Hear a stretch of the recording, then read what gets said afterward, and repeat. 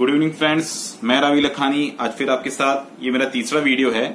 पिछले वीडियो में अपन ने बात की थी कि अपन जेवीएनएल और आरपीएस की तैयारी करेंगे जूनियर अकाउंटेंट की। तो उसमें अपन ने एक टॉपिक स्टार्ट किया था accounting concept and accounting convention. उसमें मैंने आपको 7 कॉन्सेप्ट बता दिए थे। अब अपन आगे बढ़ते हैं। मेरा 8वां कॉन्सेप्ट है मैचिंग कॉन्सेप्ट। इसको हिंदी में बोलते हैं मिलान की अवधारणा।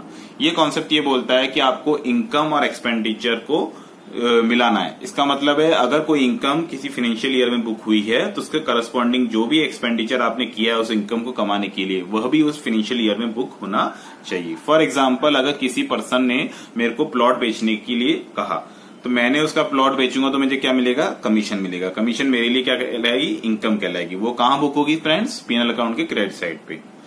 और उस प्लॉट बेचने के लिए मान लो मैंने न्यूज़पेपर में एडवर्टाइजमेंट दिया, 2000 रुपए का मैंने न्यूज़पेपर में एडवर्टाइजमेंट का खर्चा किया। तो एडवर्टाइजमेंट एक्सपेंडिचर मेरा पीएनएल अकाउंट के डेबिट साइड पे आना चाहिए। तो मैचिंग कॉन्सेप्ट ये कहता है हमसे कि अगर कोई इनकम आपका पीएनएल अकाउंट क्रेडिट साइड पे आ रहा है किसी फाइनेंशियल ईयर में तो उसी फाइनेंशियल ईयर में आपका एक्सपेंडिचर भी बुक होना चाहिए। ऐसा नहीं होना चाहिए कि इनकम तो इस साल बुक कर रहे हो, एक्सपेंडिचर अगले साल कर रहे हो, तो वो मिसमैच हो जाएगा आपका। ठीक है फ्रेंड्स।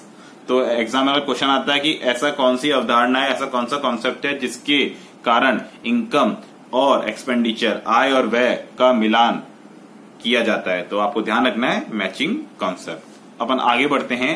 मेरा अगला कॉन्सेप्ट है revenue recognisation concept. Revenue recognisation concept क्या बोलता है कि आपको किताबों में इनकम को कब रिकग्नाइज करना है, कब रिकॉर्ड करना है, वो आपको टाइमिंग पता होना चाहिए। इसका एक एग्जांपल लेते हैं अपन। फॉर एग्जांपल, मैंने किसी को माल बेचा। तो माल बेचते तो उसमें क्या क्या ट्रांजेक्शन इन्वॉल्व होते हैं। सबसे पहले वो अपन को ऑर्डर देता है, सामने वाला कस्टमर ऑर्डर देता है। आप उसके हिसाब से उसका गुड्स या जो भी आपको तैयार करना है उसको तैयार करते हो। उसके बाद उसको डिलीवरी देते हो। उसके बाद वो आपको पेमेंट देता है। सबसे पहले ऑर्डर आया, फिर अपन ने माल तैयार किया, फिर अपन ने उसको डिलीवर किया और फिर उसने अपन को पेमेंट दिया। तो यहाँ पर किताबों में आपको इनकम, सेल्स की इनकम, जब हम माल बेचते तो वो सेल्स कहलाता है। तो वो सेल्स की इनकम हमें किताबों में कब रिकॉर्ड करनी है वो हमें रेवेन्यू रिकग्नाइजेशन कॉन्सेप्ट बताता है। तो फ्रेंड्स, यहाँ पर जब ऑर्डर दिया सामने वाले ने तब इनकम बुक नहीं करना है आपको। जब आपने माल तैयार किया तब भी नहीं करना है। जब आपने उसको डिलीवरी दे दिया और बिल आपने, इनवॉइस बोलते हैं जिसे, आपने इनवॉइस काट दिया और सामने वाले को डिलीवरी दे दी गुड्स की, तो आपको किताबों में इनकम रिकग्नाइज कर सकते हैं, सेल्स रिकग्नाइज कर सकते हैं। पेमेंट भले वो 2 महीने के बाद दे रहा है। फॉर एग्जांपल, आपने उसको मई में माल बेचा, डिलीवरी दी, बिल काट दिया और भले वो आपको 2 महीने के बाद जुलाई में पेमेंट दे रहा है तो भी वो सेल्स की इनकम आपका किताबों में मई में रिकॉर्ड हो जाएगा। ये ध्यान रखना फ्रेंड्स। ठीक है। मेरा अगला कॉन्सेप्ट है जो कि आखिरी कॉन्सेप्ट है ऑब्जेक्टिविटी कॉन्सेप्ट। ऑब्जेक्टिविटी कॉन्सेप्ट क्या बोलता है कि हमें किताबों में जो कोई भी ट्रांजैक्शन रिकॉर्ड करते हैं उसका हमें प्रॉपर सपोर्टिंग डॉक्यूमेंट्स लगाना चाहिए। वो कौन सा बोलता है? Objectivity concept. तो ध्यान रखना फ्रेंड्स, मैंने आपको 10 कॉन्सेप्ट बताए हैं। ये बहुत ही इंपॉर्टेंट है। एग्जाम में इसमें से क्वेश्चंस पूछे जाते हैं। आरपीएससी जूनियर अकाउंटेंट हो, जेवीएनएल जूनियर अकाउंटेंट हो या कोई और भी कॉमर्स का पेपर हो जिसमें अकाउंट्स पूछा जाता है, उसमें ये कॉन्सेप्ट से क्वेश्चंस आते हैं। अब अपन आगे बढ़ते हैं। मैं आपको 4 कन्वेंशन बताने वाला हूं। कन्वेंशन को हिंदी बोलते हैं मान्यताएं। मैंने बताया था अलग अलग अकाउंटिंग बॉडीज जो भी फॉलो करती हैं, धीरे धीरे वो मान्यताएं हो गई हैं और उनमें से 4 मान्यताएं ऐसी हैं जो नॉर्मली सभी अकाउंटिंग बॉडी ने माना है, सभी देशों ने इसको माना है। 4 कन्वेंशन में आपको बताने जा रहा हूं। कन्वेंशन ऑफ कंजर्वेटिज्म, पहला कौन सा बताऊंगा मैं आपको? Convention of conservatism. दूसरा बताऊंगा कन्वेंशन ऑफ फुल डिस्क्लोजर। वापस आप बता रहा हूं, कन्वेंशन ऑफ कंजर्वेटिज्म। कंजर्वेटिज्म को हिंदी में बोलते हैं रूढ़िवादिता। तो रूढ़िवादिता की परंपरा, कन्वेंशन ऑफ कंजर्वेटिज्म, बहुत इंपॉर्टेंट है फ्रेंड्स ये। Number 2, convention of full disclosure. Convention of full disclosure, पूर्ण प्रकटीकरण की परंपरा। तीसरा आपका रहेगा कन्वेंशन ऑफ फुल डिस्क्लोजर। पहला convention of conservatism, convention of full disclosure, फिर कन्वेंशन ऑफ कंसिस्टेंसी। तीसरा रहेगा कन्वेंशन ऑफ कंसिस्टेंसी और चौथा रहेगा आपका कन्वेंशन ऑफ मटेरियलिटी या मटेरियलिटी कन्वेंशन। ठीक है फ्रेंड्स, मैं बढ़ता हूं उसमें डिटेल में। Number 1, convention of conservatism. Conservatism ऐसा बोलता है हमें कि अगर हमको फ्यूचर का कोई लॉसेस दिख रहा है तो उसके लिए आज से तैयारी करनी है, और अगर फ्यूचर में पता है हमें कोई इनकम मिलने वाली है तो उसको आज किताबों में रिकॉर्ड नहीं करना है। वापस बोल रहा हूं, future losses future losses to be recognised and future gains to be ignored. इसका मतलब होता है future losses to be recognised, future में कोई लॉस होने वाला है तो उसके लिए आज से तैयारी करनी है, लेकिन फ्यूचर में कोई गेन होने वाला है तो उसको आज किताबों में रिकॉर्ड नहीं करना है, गेन को रिकॉर्ड नहीं करना, लॉस के लिए आपको प्रोविजन बनाना पड़ेगा। फॉर एग्जाम्पल मान लो मेरे ऊपर कोई केस चल रहा है और मेरे को पता है कि मैं हारने वाला हूं, तो उसका डिसीजन तो भविष्य में आएगा, लेकिन अपन को पता है कि हम हारने वाले हैं, तो जो भी अपन को कंपनसेशन देना पड़ेगा उसके लिए आज से तैयारी करनी पड़ेगी। ऐसा कौन बोलता है? Convention of conservatism. ध्यान रखना। अब फ्रेंड्स इसमें क्वेश्चन 2-3 प्रकार के पूछे जाते हैं। एक तो सीधा पूछेगा future losses to be considered and future gains to be ignored, किस कन्वेंशन के हिसाब से, किस परंपरा के हिसाब से, तो आपको पता होना चाहिए कंजर्वेटिज्म कन्वेंशन के हिसाब से। और दूसरा इसमें से क्वेश्चन कैसे आते हैं मैं आपको बताता हूं। एक क्वेश्चन लिखो फ्रेंड्स, मैं आपको लिखवाता हूं। जो आपका स्टॉक रहता है, स्टॉक का मतलब क्या होता है? जो आप गुड्स बेचते हो और ईयर एंड में वो माल बच जाता है, 31 मार्च को आपका माल बच जाता है, वो नहीं बिकता है, उसे अपन बोलते हैं क्लोजिंग स्टॉक। तो क्लोजिंग स्टॉक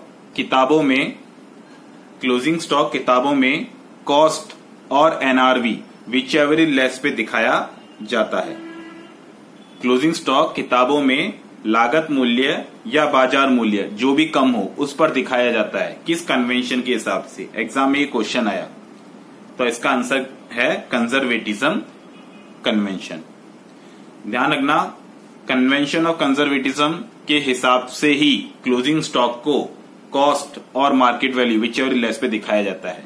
अब इसको मैं एक्सप्लेन करता हूं कैसे। देखो फॉर एग्जांपल क्लोजिंग स्टॉक का मतलब क्या होता है? ऐसा माल जो ईयर एंड में नहीं बिका, यानी फ्यूचर में बिकने वाला है आपका, और अगर मान लो उसकी क्लोजिंग स्टॉक की कॉस्ट है 100 और उसका मार्केट वैल्यू है 90, यानी फ्यूचर में ये जब स्टॉक बिकेगा तो कितने में बिकेगा फ्रेंड्स?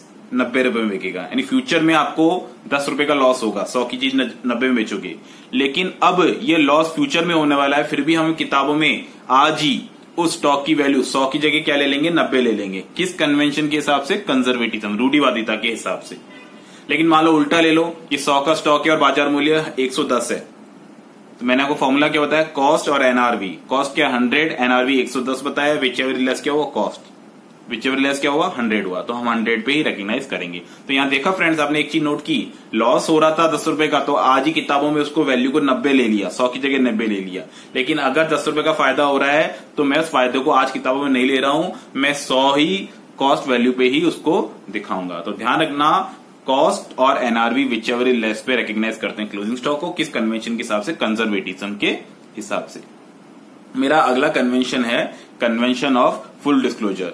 फुल डिस्क्लोजर ये बोलता है कि किताबों में कोई भी चीज आपको छुपानी नहीं है। अगर कोई चीज आपको है, आपको पता है कि बिजनेस रिलेटेड कोई चीज है, तो उसको डिस्क्लोज करना है। अगर आप किताबों के अंदर नहीं कर सकते, पीएनएल अकाउंट और बैलेंस शीट के अंदर नहीं कर सकते, तो आपको नोट्स में करना है। अब इससे एग्जाम में एक क्वेश्चन आता है फ्रेंड्स, संदिग्ध दायित्व, कंटिंजेंट लायबिलिटी। कंटिंजेंट लायबिलिटी क्या होता है फ्रेंड्स? ऐसी लायबिलिटी जिसका निर्धारण आज नहीं होगा कि हमारे ऊपर लायबिलिटी आएगी या नहीं आएगी, उसका निर्धारण आज नहीं होगा, इसका निर्धारण कब होगा? भविष्य में होगा। ठीक है फ्रेंड्स, फॉर एग्जाम्पल मेरे पास केस चल रहा है और मेरे को पता है कि मैं हारने वाला हूं, तो कन्वेंशन ऑफ कंजर्वेटिज्म में कवर हो जाएगा, अपन को आज ही किताबों में प्रोविजन बनाना पड़ेगा। लेकिन मान लो मेरे पास केस चल रहा है और मेरे को लगता है मैं जीत भी सकता हूं और मैं हार भी सकता हूं, यानी लायबिलिटी का डिसीजन आज नहीं होगा, जब फ्यूचर में डिसीजन आएगा कोर्ट का उस पे होगा। तो ऐसी लायबिलिटी को क्या कह लेंगे? संदिग्ध दायित्व। संदिग्ध दायित्व का मतलब होता है, कंटिंजेंट लायबिलिटी का मतलब होता है जिसका डिसीजन आज नहीं आएगा, जिसका डिसीजन हमारा फ्यूचर में आने वाला है, उसे हम क्या बोलेंगे? Contingent liability. तो कंटिंजेंट लायबिलिटी को किताबों के अंदर, बैलेंस शीट के अंदर लायबिलिटी साइड में नहीं लेके जाते हैं, उसको हम अलग से नोट्स में दिखाते हैं। अलग से नोट्स में इसीलिए दिखाते हैं क्योंकि वो आज की लायबिलिटी नहीं है, वो लायबिलिटी आएगी या नहीं आएगी इसका डिसीजन आज नहीं होने वाला है, फ्यूचर में होने वाला है। तो जब तक वो डिसाइड नहीं हो जाता तब तक उसे हम कंटिंजेंट कहते हैं और उसे हम किताबों के बाहर लेते हैं, नोट्स में लेते हैं। तो एग्जाम में क्वेश्चन ऐसे आएगा, contingent liability is shown by way of notes to accounts by which concept या बाय विच कन्वेंशन। तो इसका आंसर क्या लाएगा? Convention of full disclosure. ये ध्यान रखना फ्रेंड्स, कई बच्चे से मिस कर जाते हैं। कन्वेंशन ऑफ फुल डिस्क्लोजर के हिसाब से कंटिंजेंट लायबिलिटी को हम नोट्स में दिखाते हैं। अपना तीसरा कन्वेंशन है convention of consistency. Convention of consistency सततता की परंपरा। कन्वेंशन ऑफ कंसिस्टेंसी ये बोलता है कि अगर आप कोई पॉलिसी फॉलो करते हो तो वो पॉलिसी ईयर टू ईयर आपका सेम रहना चाहिए। ऐसा नहीं कि 2018 में कोई पॉलिसी फॉलो किया तो 2019 में उसको चेंज कर दिया, 2020 में अलग कर दिया। इसका एक एग्जांपल लेते हैं। अगर आप डेप्रिसिएशन लगाते हो फ्रेंड्स, तो डेप्रिसिएशन लगाने के मेथड्स होते हैं, हम आगे डिस्कस करेंगे डेप्रिसिएशन डिटेल में। तो डेप्रिसिएशन लगाने के मेथड्स होते हैं एसएलएम स्ट्रेट लाइन मेथड या WDV return down value method. तो अगर आप एसएलएम फॉलो कर रहे हो तो हर साल आपको एसएलएम फॉलो करना है। अगर आप रिटर्न डाउन डब्ल्यूडीवी फॉलो कर रहे हो तो हर साल डब्ल्यूडीवी फॉलो करना है। ऐसा नहीं कि किसी साल रिटर्न डाउन डब्ल्यूडीवी फॉलो किया और किसी साल एसएलएम फॉलो किया, अलग अलग नहीं करना है फ्रेंड्स। तो ये कौन बोलता है अपने कन्वेंशन ऑफ कंसिस्टेंसी कि अगर आप पॉलिसी फॉलो करते हो तो हर साल वो पॉलिसी सेम रहना चाहिए। इसमें एक क्वेश्चन और पूछा जाता है फ्रेंड्स, जो स्टॉक को वैल्यूएशन करते हैं अपन, स्टॉक का वैल्यूएशन किस पे करते हैं मैंने अभी बताया था थोड़ी देर पहले आपको, कन्वेंशन ऑफ कंजर्वेटिज्म, कॉस्ट और NRV which ever is less पे करते हैं। अब कॉस्ट निकालने के भी तरीके होते हैं, FIFO, LIFO, weighted average. FIFO का मतलब होता है first in first out, LIFO का मतलब होता है लास्ट इन फर्स्ट आउट, और तीसरा होता है वेटेड एवरेज। फीफो का मतलब क्या होता है, हम ये मानते हैं कि पहले स्टॉक जो हमारे फैक्ट्री के अंदर आया था वही पहले बिका होगा। फॉर एग्जाम्पल मेरे पास साड़ियों का गोदाम है, तो मेरे को नहीं पता है कि कौन सी साड़ी कब आ रही है और कब जा रही है, इसीलिए हम जब ईयर एंड में क्लोजिंग स्टॉक का वैल्यूएशन करते हैं तो हम ये मानते हैं कि फर्स्ट इन फर्स्ट आउट का मतलब है जो पहले साड़ी आई थी वो पहले बिक गई है आपका। ठीक है फ्रेंड्स, तो ये कन्वेंशन ऑफ कंसिस्टेंसी ये बोलता है कि अगर आपने स्टॉक के वैल्यूएशन में फीफो यूज किया है तो हर साल फीफो यूज करना है, अगर वेटेड एवरेज यूज किया तो हर साल वेटेड एवरेज यूज करना है, कंसिस्टेंट रहना है आपको। ठीक है फ्रेंड्स, मेरा अगला कन्वेंशन है convention of materiality. Convention of materiality ये बोलता है आपको कि अगर कोई चीज महत्वता की परंपरा, हिंदी में बोलते हैं महत्वता की परंपरा, कन्वेंशन ऑफ मटीरियलिटी ऐसा बोलता है कि अगर कोई चीज आपको इंपॉर्टेंट लगती है तो उसको आपको किताबों के फेस पे दिखाना है, पीएनएल अकाउंट के फेस पे दिखाना है, आपको उसको छुपाना नहीं है। मैं एग्जांपल देता हूं, सैलरी का खर्चा। सैलरी का खर्चा किसी भी कंपनी के लिए बहुत बड़ा एक्सपेंडिचर होता है, तो उसको आप सैलरी के नाम से अलग से दिखाते हो। ठीक है, अगर कोई वीकर एक्सपेंडिचर होता है तो वो भी हैवी एक्सपेंडिचर होता है किसी कंपनी का, तो वो भी आपको अलग से दिखाना है। लेकिन अगर मान लो कोई रिफ्रेशमेंट एक्सपेंसेस है, अगर कोई स्टेशनरी का एक्सपेंस है छोटा मोटा, तो उसको आप मिसलेनियस एक्सपेंडिचर में कवर कर सकते हो, उसको अलग से दिखाने की जरूरत नहीं है। तो ध्यान रखना फ्रेंड्स, महत्वता की परंपरा या मटीरियलिटी कन्वेंशन या कॉन्सेप्ट ऐसा बोलता है कि अगर हमें कोई चीज इंपॉर्टेंट लगती है तो हमें फेस पे दिखाना है और उसको छुपाना नहीं है। इसका एक क्वेश्चन आया हुआ एग्जाम में, पास एग्जाम में मैं आपको बताता हूं। Cost of calculator is booked as expenditure instead of capitalising it as asset. इसका मतलब है कि एक कैलकुलेटर होता है, उसको उसके कैलकुलेटर की कॉस्ट क्या होगी, 200, 300, 500, उसको हम एसेट नहीं बुक करते हैं, क्योंकि एसेट बुक करेंगे तो उसको हम एसेट रजिस्टर में एंट्री करना पड़ेगा, उस पर डेप्रिसिएशन लगाना पड़ेगा, इतनी तो उसकी वैल्यू नहीं है, उसका हमें यूटिलाइजेशन ही नहीं है। इसीलिए कैलकुलेटर की कॉस्ट को हम नॉर्मल खर्चा मानते हुए बुक कर देंगे किताबों में। तो एग्जाम में क्वेश्चन आया, cost of calculator is not booked as an asset, it is booked an expenditure.